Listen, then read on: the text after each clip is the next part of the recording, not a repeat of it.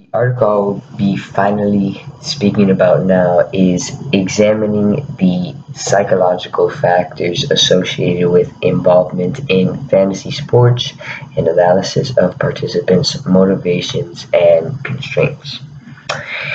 This article is the purpose of this article is a current study that was to examine how fantasy sports participants' motives and constraints influence their attitudes toward fantasy sports participation.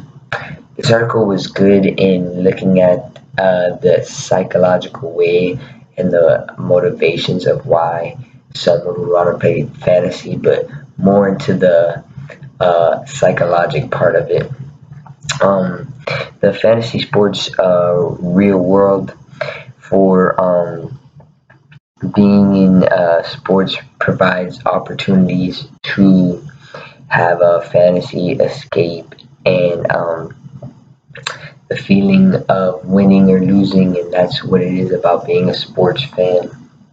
And that's what this article talks about, the enjoyment of being a sports fan and being able to, fulfill your emotional and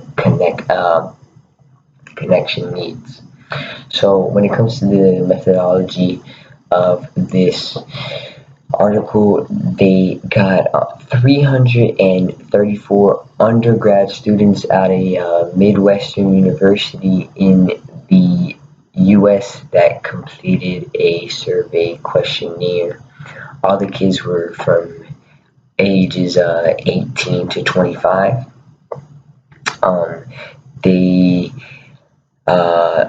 161 of them said that they played fantasy football out of 334.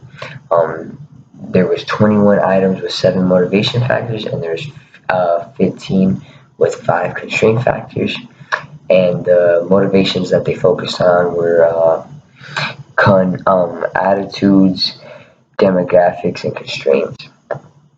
When it came to the results after doing this survey, they noticed there was a positive relationship between motivations and attitudes toward fantasy sports participation, and a significantly negative relationship between constraints and attitudes fantasy sports players had for the achievement, fantasy, and economy was 3 factors that they said people don't usually talk about. And that's pretty much it. When it comes to this article, I think it did a pretty good job in showing the psychological factors of how fantasy sports, the motivations for fantasy sports.